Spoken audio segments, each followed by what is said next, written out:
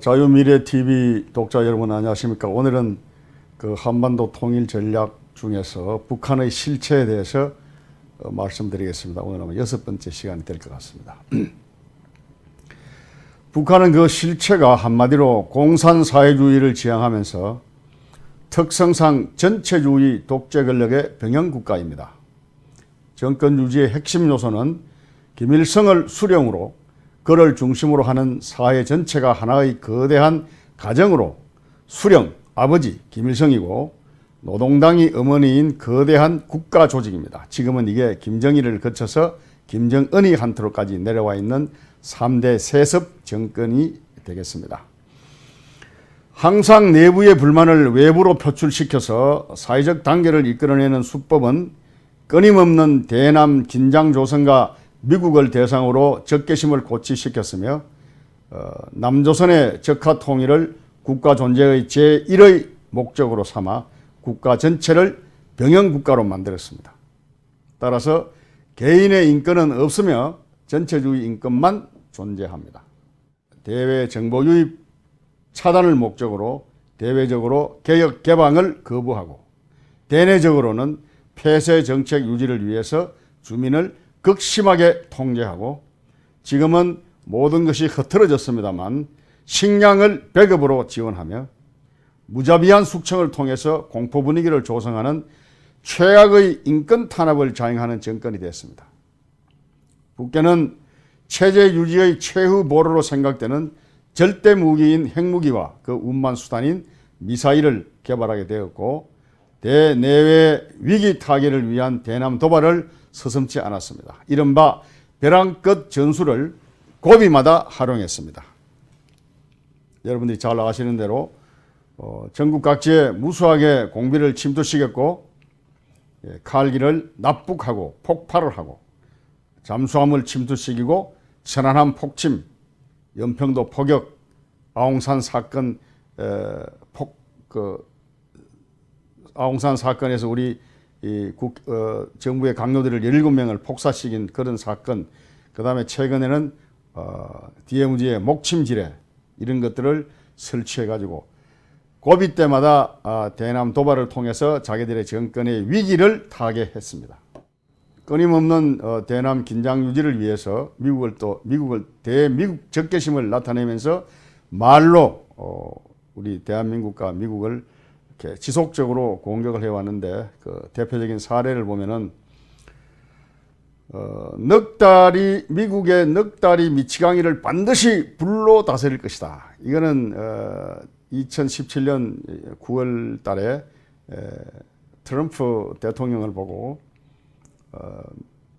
김정은이가 한 얘기인데 이때 미국이 북한이 말을 안 들으면 fire and fury, 분노와 화염을 가지고 다스리겠다 이런 얘기를 하니까 이때 이제 김정은이가 트럼프에 대한 이런 욕을 했습니다. 그 다음에 지난 문재인 정권 5년 동안의 대북 굴종 정권임에도 불구하고 문재인을 계속 손안에 먹던 떡으로 생각해가지고 미제국주의 꼭두각시네, 미국산 앵무새네, 삶은 소대가리네 이런 얘기를 지속적으로 평화를 했습니다.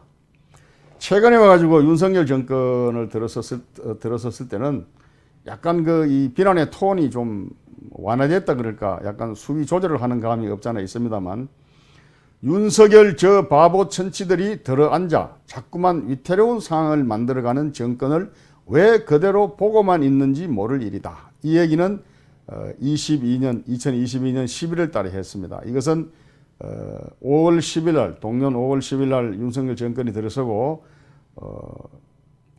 대북 정책 이른바 하해 협력이라든지 그 다음에 비핵을 하면 담대하게 지원하겠다라는 정책을 발표하고 일체 대꾸를 하지 않으니까 여기에 대해서 종북 주사파들이 또 반미파들이 드러나가지고 윤석열을 흔들어라 하는 그런 사인으로 보여지는 얘기인데 어쨌거나 비난의 톤이 약간 좀 순화된 듯한 그런 느낌이고 그 다음에 미국에 가가지고 캠프 데이비드에서 한미일 3국 공동성명을 발표하고 돌아왔을 때는 미국으로부터 빈 껍데기 선언을 배려받고도 감지덕지하는 그 못난 인간. 이건 윤석열 대통령을 보고 한 얘기인데 이것도 다른 이 거강무도한 거칠은 용어를 써가지고 비난하는 것보다는 약간 좀 순화된 그런 이제 느낌인데 이것은 윤석열 정부가 어떻게 나올지 모르기 때문에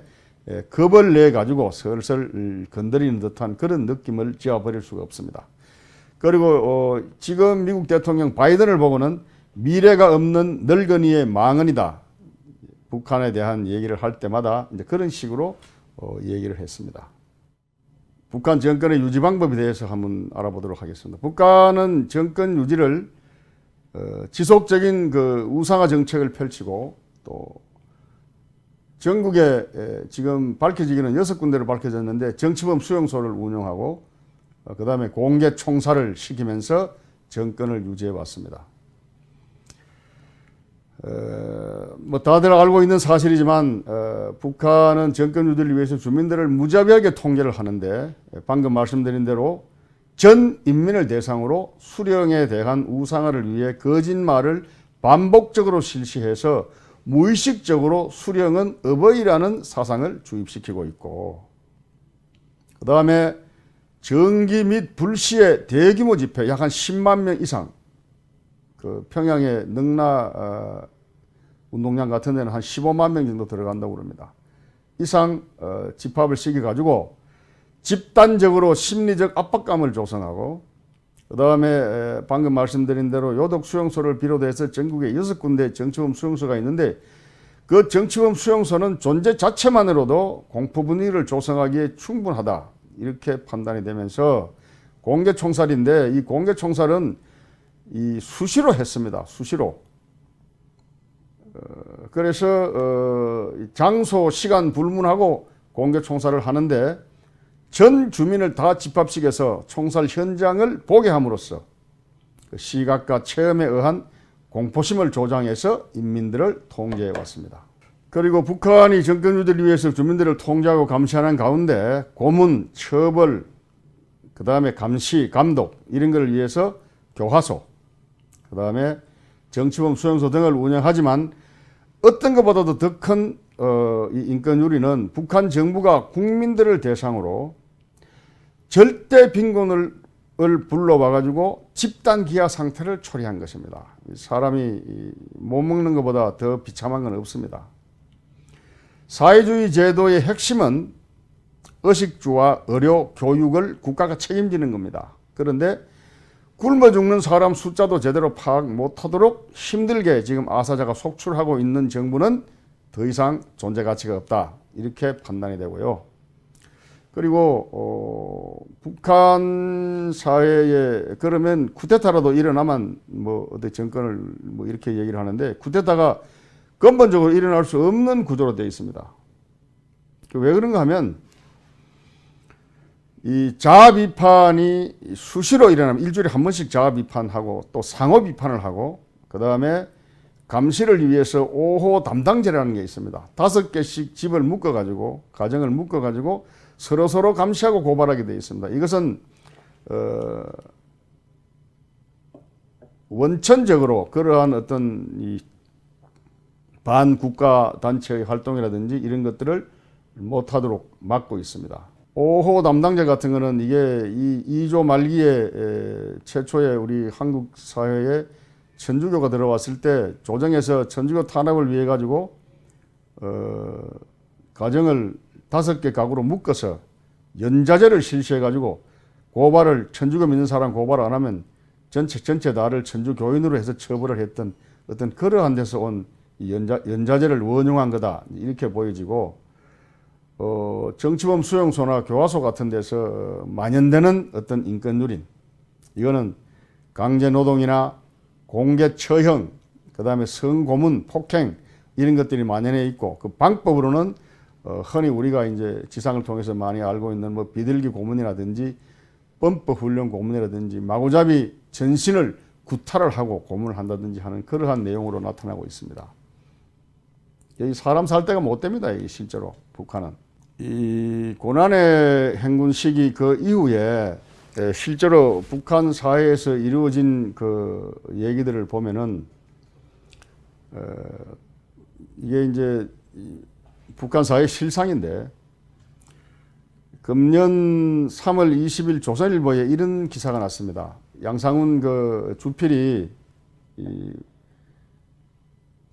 탈북자들을 대상으로 인터뷰를 해가지고 종합해서 이거를 이제 정리한 내용인데, 현재 북한 사회는 혈통이 이제 백두혈통은 이제 김정은이를 비롯한 이제 핵심 그 파워 엘리트들을 백두혈통이라고 그러는데, 현재 북한 사회에는 한라혈통이라는 게 새로 생겨나가지고 남조선에 탈북해가지고 와서 살고 있는 약 3만 5천여 명의 탈북인들이 북한으로 송금을 합니다. 송금을 해서 그 돈으로 이제 연명을 하고 먹고 사는 그런 것 때문에 이게 굉장히 북한 사회에 큰 말하자면 화제가 돼 있고 주목받는 그런 존재로 돼 있습니다. 그래가지고 백두혈통을 위협하는 한라혈통, 이런 말이 생겨날 정도로 지금 탈북민들의 역할이 지금 기대가 되고 있고 커지고 있습니다.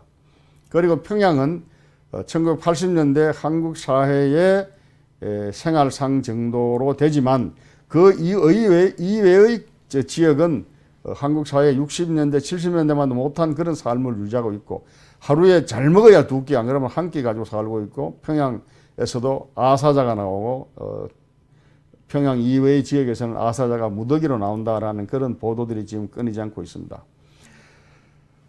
기업소는 우리 한국의 회사를 말합니다. 그 평균 임금이 약 한 2,000원인데 2,000원이면 북한 돈 2,000원은 계란 2개 살 돈이라고 그럽니다. 그리고 배급을 못 주고 다 끊겨버리니까 이제 먹을 길이 없어서 장마당에 가서 장사를 해서 먹고 사는데, 백성들은 다 죽고 여우, 눈치 빠른 백성, 이거는 그리고 성냥이 당 간부만 살아남았다. 나머지 이제 굶어 죽는다 이 말입니다.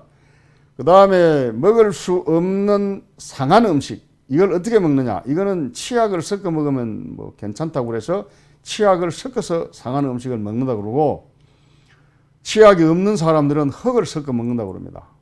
그래서 참 비참하게 짝이 없는, 저희들이 6.25 끝나고, 저는 6.25 세대인데 6.25 끝나고도 저희들이 사실 배를 많이 골랐는데 상한 음식에 치약 섞어 먹는 소리는 저도 처음 듣습니다.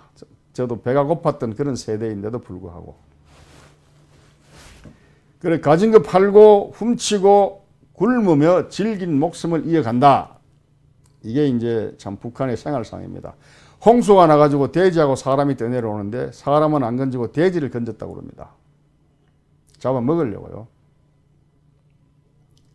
성냥이, 당 간부들은 여우, 약삭 빠른 백성들을 탄압하고 그래서 뇌물로 먹고 산다, 이렇게 얘기를 하고 있고, 영양실조가 돼가지고 감기만 걸려도 죽는다.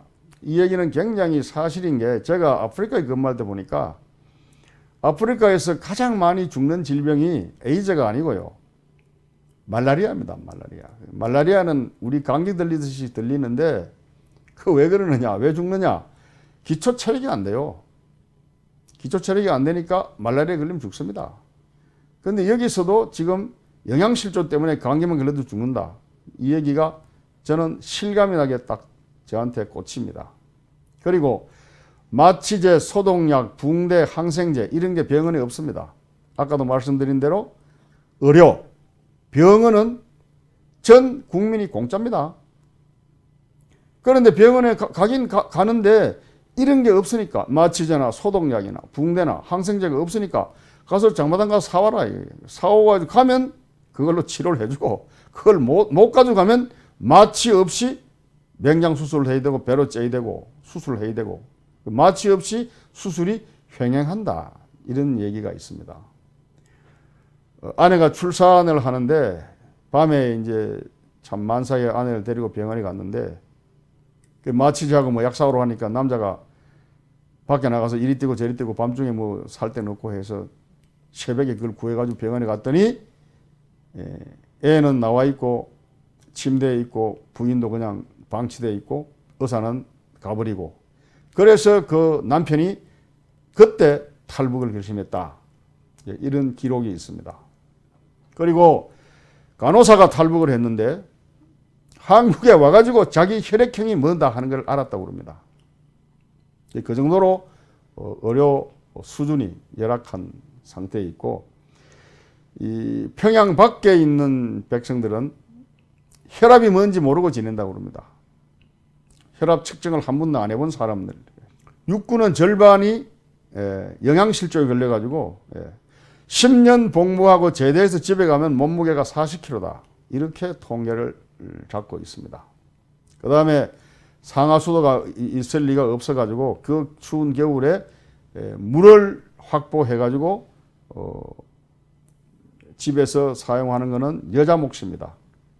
그 여자가 압록강에 나가서 두만강에 가서 근처의 강에 가서 샘에 가서 물을 머리에 이고 집에 갔다가 확보해 놓는 이런 불편함이 있습니다. 그 불편함이 아니고 이건 엄청난 저거죠. 참 대단한 고난이죠. 그래서 탈북한 사람들이 한국에 와가지고 탈북해서 맨 처음에 샤워기, 더운 물로 샤워기에 샤워를 하면서 많이 울었다고 그럽니다. 탈북한 사람들이. 그래서 또 변기에 있는 물을 그걸 가지고 양치질을 했다고 그래요. 먹는 물보다 더 깨끗하니까 그 뭔지도 모르고 해서 그런 일이 어처구니 없는 일이 있었다고 그러고, 이 양상훈 그 칼럼니스트는 마지막 결론을 한라 혈통이 백두 혈통을 넘어서기를 바란다. 그러니까 남한에 지금 그 북한 애들이 얘기하는 남조선에 와 있는 3만 5천여 명의 탈북민들이 북한으로 계속 송금도 하고 유튜브도 보내고 소식도 보내고 정보를 투입시켜서 백두 혈통을 넘어서기를 바란다. 뭐 이런 식으로 이제 결론을 맺고 있습니다. 그 정도로 사실 심각합니다. 북한의 실체에 대해서는 여기까지 얘기를 하고요. 아마 이거는 우리 지상에도 많이 나고 해서 또 관심 있는 사람들은 북한에 대해서 또 알아보는 사람도 있고 해서 아마 제가 더 이상 뭐 얘기하는 게 별로 의미가 없을 것 같습니다. 그래서 북한의 실체에 대해서는 이 정도로 하고 오늘 줄이도록 하겠습니다. 감사합니다. 내 가슴 속에 풀리지 않고 맺혀있는 하나의 소원이 있다면 우리도 어떻게 하든지 남과 같이 잘 살아봐야 되겠다. 이러한 염원입니다.